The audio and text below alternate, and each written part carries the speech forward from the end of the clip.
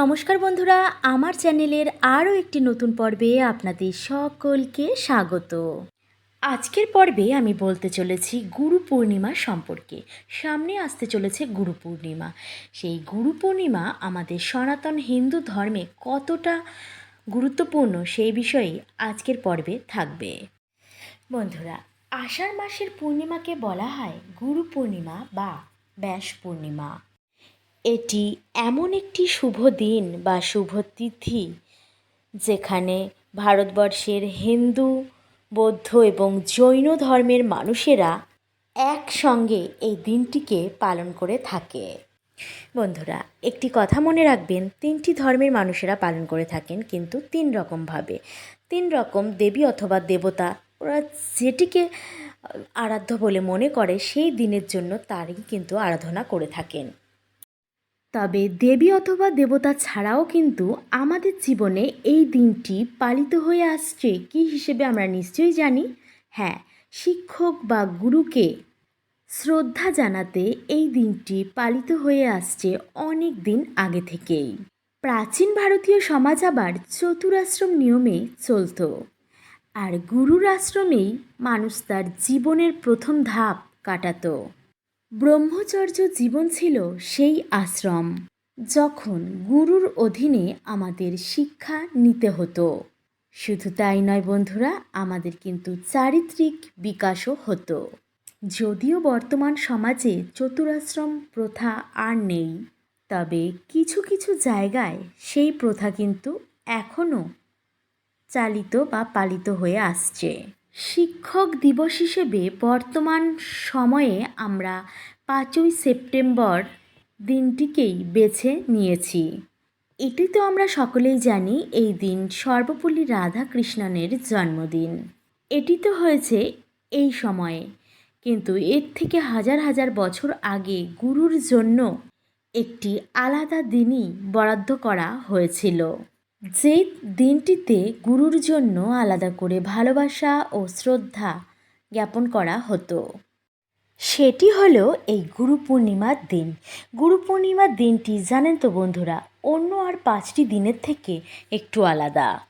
নানা ধর্মের মানুষেরা নিষ্ঠা ভরে এই দিনটি পালন করে থাকেন।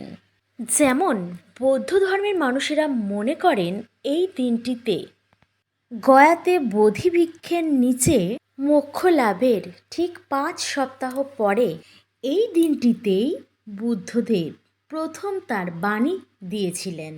অর্থাৎ কি না, এই দিনে গুরু হিসেবে গৌতম বুদ্ধ প্রথম আত্মপ্রকাশ করেছিলেন।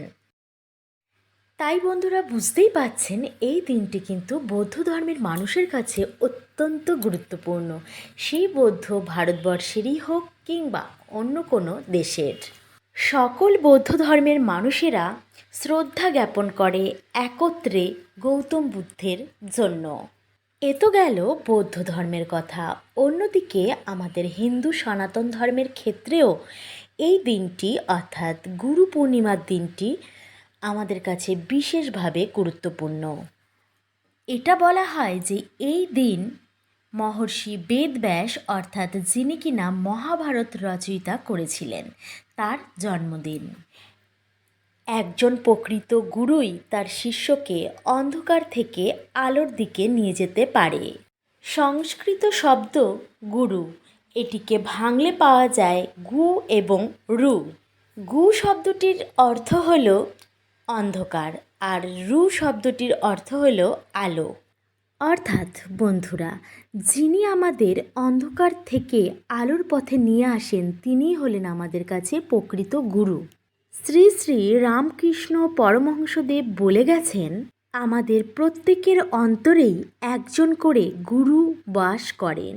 আমরাই আমাদের কুণ্ডলিনীকে জাগ্রত করে প্রকৃত মানুষ হয়ে উঠতে পারি। অন্যদিকে গুরু পূর্ণিমার এই পবিত্র তিথিতে ভগবান শিব প্রথম আদি যোগীতে রূপান্তরিত হয়েছিলেন। প্রথম গুরু হয়েছিলেন, তার যোগবিদ্যা সপ্ত ঋষিকে দান করেছিলেন। তাই এই আদিগুরুর চরণেও সকলেই শ্রদ্ধা নিবেদন করে থাকেন। আবার জৈনরা বিশ্বাস করেন এই গুরু পূর্ণিমার দিনেই মহাবীর তার প্রথম শিষ্য হিসাবে গান্ধারীর গৌতম স্বামীকে স্বীকার করেন। তাই তীর্থঙ্কর মহাবীরের গুরু হিসেবে আত্মপ্রকাশের দিনটিকে তারাও নিষ্ঠা ভরে পালন করেন তাদের ধর্ম অনুযায়ী। বন্ধুরা, এই গুরু পূর্ণিমার দিনটিতে আপনারা কিন্তু পুজো করতে পারেন। আপনারা এই দিন ভগবানের পছন্দ মতো আর আপনার সাধ্য মতো জিনিস দিয়ে পুজো করুন। সেখানে ফল, লুচি, খিচুড়ি, পায়েস, মাখানি সমস্ত কিছু থাকতে পারে। আবার আপনার যদি সামর্থ্য না থাকে সেখান থেকে যে কোনো একটি জিনিস দিয়েও পুজো করতে পারেন 5 ফল দিয়ে। ধূপ, দীপ, গঙ্গা জল সমস্ত কিছু দিয়ে পুজো করবেন। আর পূর্ণিমা চলাকালীন অবস্থায় অবশ্যই নিরামিষ আহার করবেন। জানেন তো বন্ধুরা, অনেকে আবার এই দিন কিন্তু বাড়িতে সত্যনারায়ণের পুজো করে থাকেন। যে কোনো শুভ কাজ করার জন্য এই গুরু পূর্ণিমা তিথিটি অত্যন্ত গুরুত্বপূর্ণ। জানেন তো বন্ধুরা, এই দিন যদি আপনার ইচ্ছে হয় আপনি কিন্তু দীক্ষাও গ্রহণ করতে পারেন। এবছর বাংলার 1432 আর ইংরেজি 2025 গুরু পূর্ণিমার শুভ সময়সূচি। পূর্ণিমা তিথি শুরু হচ্ছে বাংলায় 24শে আষাঢ় আর ইংরেজি 9ই জুলাই। বার পড়েছে বুধবার, চতুর্দশী শেষ হয়ে রাত্রি 1:21। আর এই পূর্ণিমা তিথিটি থাকবে 10ই জুলাই বৃহস্পতিবার রাত্রি 2:04 পর্যন্ত। পূর্ণিমা তিথিটি আমরা করতে পারবো 10ই জুলাই বৃহস্পতিবার, বার পড়েছে লক্ষ্মীবার। এই দিন শুভ কর্মের মধ্যে রয়েছে দীক্ষা। দুপুর 12:31 থেকে 3:03 মধ্যে বিক্রয় বাণিজ্য, ধান্যচ্ছেদন, ভূমি ক্রয় বিক্রয় ইত্যাদি শুভ কর্ম করা যেতে পারে। এই পূর্ণিমা উপলক্ষে কিন্তু দান অবশ্য কর্তব্য। প্রদোষের সন্ধ্যা 6:23 থেকে রাত 7:59 মধ্যে, এই সময়ের মধ্যে শ্রী শ্রী সত্যনারায়ণ পুজো যদি কেউ করতে চান সেটি শেষ করতে হবে। দেওঘরে শ্রী শ্রী বৈদ্যনাথ ধামে মাসব্যাপী শ্রাবণী মেলার আয়োজন করা হয়। চলুন বন্ধুরা, এবারে জেনে নিই এই গুরু পূর্ণিমার দিনে মা লক্ষ্মীকে সন্তুষ্ট করার জন্য কয়েকটি নিয়ম। মা লক্ষ্মীকে সন্তুষ্ট করার উপায় যেটি আপনি আপনার ঠাকুর ঘরে বসেই করতে পারবেন। পদ্ম ফুলের ওপরে অধিষ্ঠাত্রী দেবী মা লক্ষ্মী। তিনি ধন, সম্পদ, সৌন্দর্য এবং অর্থের দেবী। 3টি গুণের মধ্যে মা লক্ষ্মী হলেন রজগুণের প্রতীক। এই রজগুণটি আমাদের সাংসারিক জীবনে অত্যন্ত গুরুত্বপূর্ণ, বিশেষভাবে প্রয়োজন হয়। জানেন তো বন্ধুরা, লক্ষ্মী শব্দের অর্থ কী?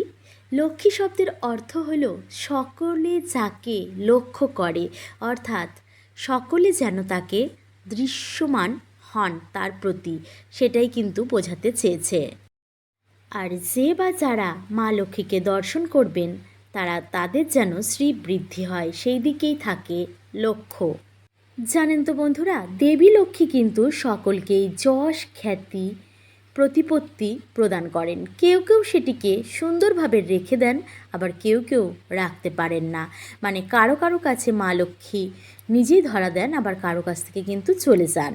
যেহেতু মা লক্ষ্মী সমৃদ্ধির দেবী, তাই জন্য সমস্ত কিছু যাতে হয়, সমৃদ্ধি বাড়ে, সেই দিকে লক্ষ্য রেখেই কিন্তু মা লক্ষ্মীকে পুজো করা হয়ে থাকে। শুধুমাত্র একটি পূর্ণিমা তিথিতে মা লক্ষ্মীর পুজো করলে হবে না বন্ধুরা, প্রত্যেকটি পূর্ণিমা তিথিতে চেষ্টা করবেন মা লক্ষ্মীকে আরাধনা করা। বন্ধুরা, গুরু পূর্ণিমা তিথিতে প্রদোষকালে পুজোর সময় চাঁদের আলোতে আপনার বাড়িতে গোবিন্দভোগ চালের পায়েস তৈরি করে রাখতে পারেন। সেই পায়েসটি এমনভাবে ঢেকে দেবেন যে তার মধ্যে কোনো পোকামাকড় বা অন্য কোনো জিনিস গিয়ে সেটিকে নষ্ট করতে না পারে। সেই পায়েসটি পরের দিন, অর্থাৎ পুজোর পরের দিন আপনারা বাড়ির সকলে মিলে, আর আপনার পরিচিত যদি কেউ থাকে আপনার সামনে, তাকেও দেবেন। সবাই প্রসাদ হিসেবে সেটি ব্যবহার করবেন। এতে করে আপনার শরীর স্বাস্থ্য ভালো থাকবে এবং আর্থিক শ্রীবৃদ্ধিও হবে। বন্ধুরা, একটি কথা মনে রাখবেন, গুরু পূর্ণিমার দিন, শুধু গুরু পূর্ণিমা বলে নয়, যে কোনো পূর্ণিমার দিন আপনি আপনার ঘর থেকে কোনো কিছু কাউকে দেবেন না। অন্য দিনে দিতে পারেন, কিন্তু পূর্ণিমা তিথিতে একদম দেবেন না। এতে করে আপনার সংসারেই লক্ষ্মী ক্ষয় হয়। পূর্ণিমা তিথিতে লক্ষ্মী পুজো করার সময় একটি লাল অথবা হলুদ কাপড়ে কিছুটা ধান অথবা চাল, আর সেই চাল অক্ষত হতে হবে। পুজোর জন্য আমরা যে আতপ চালটি ব্যবহার করি সে চাল হলেও চলবে। একটি রূপোর কয়েল, যদি রূপোর কয়েন না থাকে তাহলে 1 টাকা, 2 টাকা, 5 টাকা, 10 টাকা, আপনার কাছে যেই কয়েনটি রয়েছে তার মধ্যে থেকে একটি কয়েন, 7টি পদ্মবীজ, 5টি লবঙ্গ, কয়েকটি পদ্ম অথবা গোলাপ ফুলের পাপড়ি, এই সব কিছু একত্রে বেঁধে মায়ের চরণের সামনে রেখে দিন।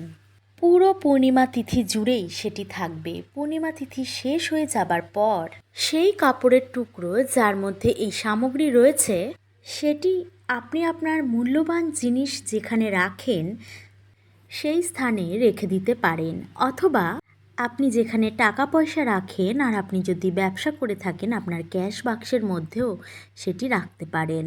এটি করতে পারলে আপনি আপনার জীবনে মা লক্ষ্মীর কৃপা থেকে কখনোই বঞ্চিত হবেন না। গুরু পূর্ণিমা তিথিতে আরও একটি উপায় আপনাদের জন্য।